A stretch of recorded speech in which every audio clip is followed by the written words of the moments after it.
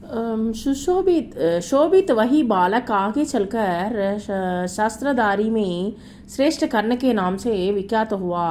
శ్రేష్ఠుడైనటువంటి కర్ణుడుగా పేరు ప్రఖ్యాతలు సంపాదించుకున్నాడు తర్వాత.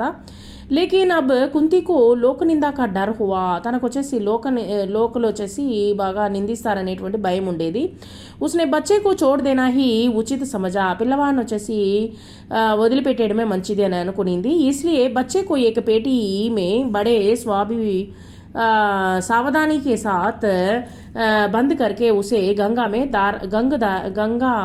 की దారా మే వహా బహాదియా. ఆ బిడ్డను వచ్చేసి ఒక పెట్టెలో పెట్టి గంగలో వదిలేసిందనమాట.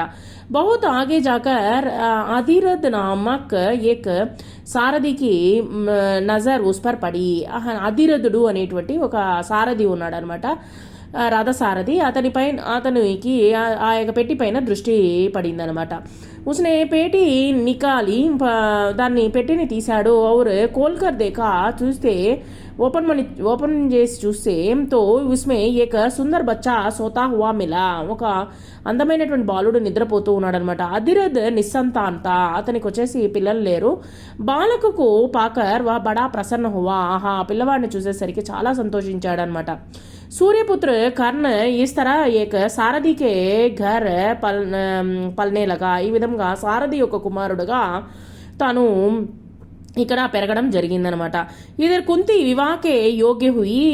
తర్వాత వచ్చేసి కుంతికి వచ్చేసి వివాహవంతురాలు యుక్త వయసు వచ్చింది. రాజా కుంతి భోజనే ఉస్కా స్వయంవర్ రచా. తనకు స్వయంవరాన్ని ప్రకటించడం జరిగింది.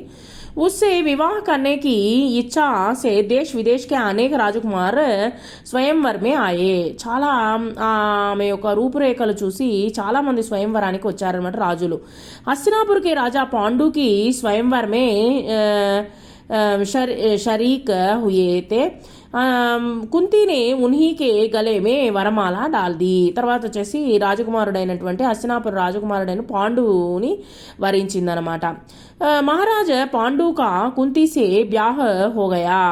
వివాహం జరిగింది. ఆర్ వహ కుంతి సహిత హస్తినాపూర్ లౌటాయే. కుంతితో పాటు హస్తినాపురానికి వచ్చారనమాట. ఉస్ దినో రాజవంశం మే ఏక్ సే అధిక్ బ్యాహ్ కర్నేకి ప్రథా ప్రచలిత థీ. ఆ కాలంలో వచ్చేసి రాజకుమారులు వచ్చేసి ఒకటి లేదా అంతకంటే ఎక్కువ వివాహాలు అనేటువంటిది జరుపుకునేటువంటి వాళ్ళు అనమాట. సో ఇసి రివాజ్కే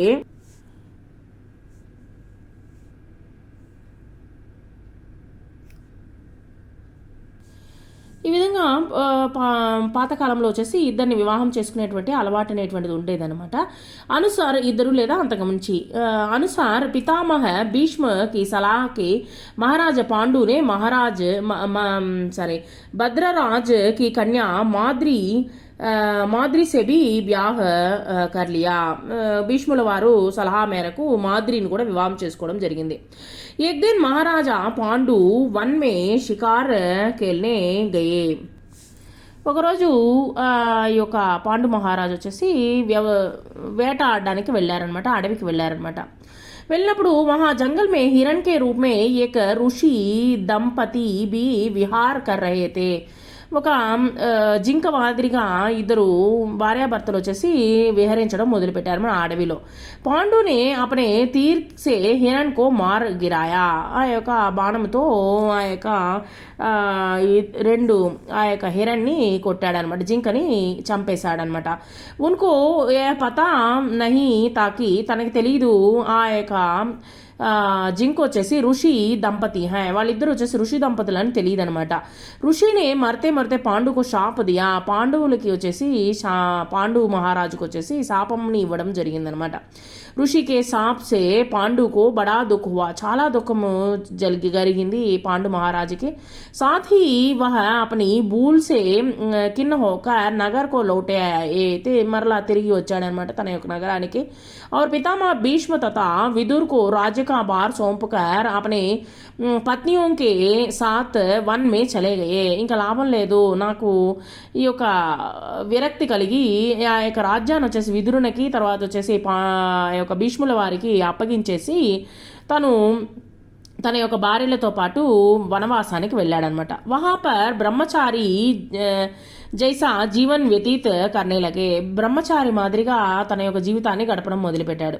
కుంతీనే దేకాకి మహారాజుకు సంతాన్ లాలసాతో హై లేకిన్ ఋషి కే శాపవశ్ వహ సంతానోత్పత్తి నహీ కర్ సక్తే. కానీ ఆ యొక్క సంతానము కలగ అంటే ఋషి యొక్క శాపము వలన తనకి సంతానం కలగదనేటువంటిది జరిగింది. అందువల్ల వచ్చేసి ఏం చేయాలో అర్థం కాలేదనమాట. తర్వాత వచ్చేసి తనకు జ్ఞాపకం వచ్చింది. ఉస్నే వివాహ సే పూర్వ దుర్వాసా ఋషి కే సే పాయే వరదాను ఒక పాండు సే జిక్ర కియా. తన యొక్క భర్తతో చెప్పిందనమాట. వనవాసంలో ఉండేటటువంటి సమయంలో పాండు మహారాజుకి చెప్పింది. తన యొక్క ఈ యొక్క దుర్వాస మహాముని వారు నాకు ఒక వరాన్ని ప్రసాదించారని మొత్తం వివరం అంతా చెప్పిందనమాట. ఉనికి అనురోధ్ సే కుంతి और माद्री ने देवताओं के अनुग्रह से 5 పాండవోं को జన్మ దియా. వాళ్ళు వచ్చేసి తర్వాత పంచ పాండవులుగా వీళ్ళు ఉద్భవించడం జరిగింది. దేవతలను వచ్చి ఆరాధించడం జరిగింది. 5 మంది పిల్లలు కలిగారనమాట. మాద్రికి 2 పిల్లలు, తర్వాత వచ్చేసి యొక్క కుంతికి వచ్చేసి 3 పిల్లలు. వన్ మే హీ పాంచోं का జన్మ హువా. ఆ యొక్క అడవిలోనే పిల్లలు పుట్టడం జరిగింది. और वहीं తపస్వియోं के సంగ్ వే పల్నే లగే. అక్కడ ఉన్నటువంటి తపస్సులతో పాటు వీళ్ళు విలీనమైపోయారు. अपनी दोनों स्त्रियों तथा बेटों के साथ महाराज పాండు కోయి బరస్ వన్ మే రహే. కొన్ని సంవత్సరాలు వచ్చేసి అక్కడ ఆ పిల్లలతో పాటు వచ్చేసి కొన్ని సంవత్సరాలు గడపడం మొదలు పెట్టాడనమాట అడవిలో వచ్చేసి.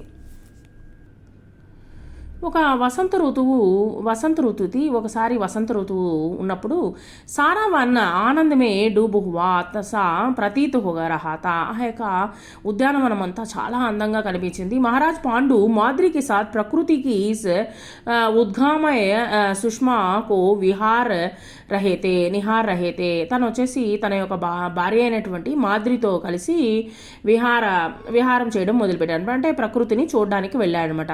ఋషికి శాపక అసర్ హోగయా. ఋషి యొక్క శాపము ఉన్నదనమాట. ఋషి యొక్క శాపం వలన తత్కాల ఉనికి మృత్యు హోగయి. వెంటనే వచ్చేసి ఆ యొక్క ఋషి యొక్క శాపం వలన తను మృత్యువు చెందడం జరిగింది. మాద్రికి దుఃఖ పార్ నా రహా. తన యొక్క దుఃఖానికి అంతు లేకుండా పోయిందనమాట. పతికి మృత్యు కారణ్ బని. నేనే పతి యొక్క మృత్యు కారణమయ్యాను అనేటువంటి ఉద్దేశంతో యా సోచ్కర్ పాండుకే సాత్ హీ వహ బి మర్ గయి. తను కూడా వచ్చేసి పాండువుతో పాటే మరణించిందనమాట మాద్రి. సో ఈ యొక్క పిల్లలందరినీ ఎవరికి అప్పగించారు? మొత్తము కుంతీదేవికి అప్పగించడం జరిగింది. ఈ దుర్ఘటన సే కుంతి और పాంచో పాండవం కే షోకి సీమా నా రహి. అటువంటి ఒక్క తల్లి అనమాట. తల్లి బిడ్డలను చేతిలో ఉంచుకొని ఉంది. పిల్లలు ఎటువంటి తండ్రి లేకుండా పెరుగుతూ ఉన్నారు. ఏం చేయాలో అర్థం కాలేదు. శోకానికి అంతు లేకుండా ఉన్నది. पर वन के ऋषि मुनियों ने बहुत समझा बुझाकर उनको शांत किया. ఎంతో శాంతపరచడం జరిగింది అక్కడ ఉన్నటువంటి మునులందరూ. और उन्हें हस्तिनापुर ले जाकर पितामह भीष्म के सुपुर्द किया. తను వచ్చేసి ఆ యొక్క పితామహుల వారికి అప్పగించడమే మంచిదని చెప్పేసి భీష్ముల వారికి అప్పగించడం జరిగింది. యుధిష్ఠిర్కి ఉమ్ర ఉస్ సమయ 16 వర్ష की थी. అప్పుడు వచ్చేసి తనకు వచ్చేసి తన యొక్క వయసు వచ్చేసి 16 సంవత్సరాలు. हस्तिनापुर के लोगों ने जब ऋषियों से सुना कि वन में पांडु की मृत्यु हो गई है. అక్కడ ఉన్నటువంటి వాళ్ళందరికీ తెలుసుకున్నది ఏంటంటే ఆ యొక్క పాండువు మరణించడం జరిగింది. తో ఉన్కే శోకకి సీమా నా రహి. ఇంకా శోకాన్ని అంతు లేకుండా ఉందన్నమాట అక్కడ ఉన్నటువంటి ప్రజలకి.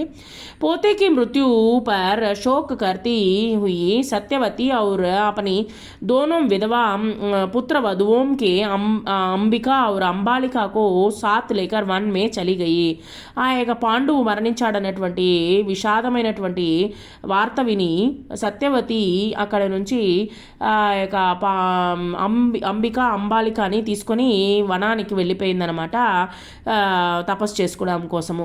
తీను వృద్ధాయే ముగ్గురు వృద్ధులైనటువంటి వాళ్ళు కుచుదిన్ తపస్యా కర్తీ రహి. కొన్ని సంవత్సరాలు తపస్సు చేసి और बाद में स्वर्ग सिधार गई. ఆ తర్వాత చనిపోవడం జరిగింది. స్వర్గానికి చేరుకున్నారు. अपने कुल में जो छल प्रपंच तथा अन्याय होने वाले थे उन्हें ना देखना ही संभवतः उन्होंने उचित समझा. అక్కడ వచ్చేసి ఈ యొక్క దుర్ఘటనలన్నీ చూడలేక ఆమె వచ్చేసి ఈ యొక్క నిర్ణయము తీసుకోవడం జరిగిందనమాట. సత్యవతి ఈ యొక్క నిర్ణయం తీసుకోవడం జరిగింది.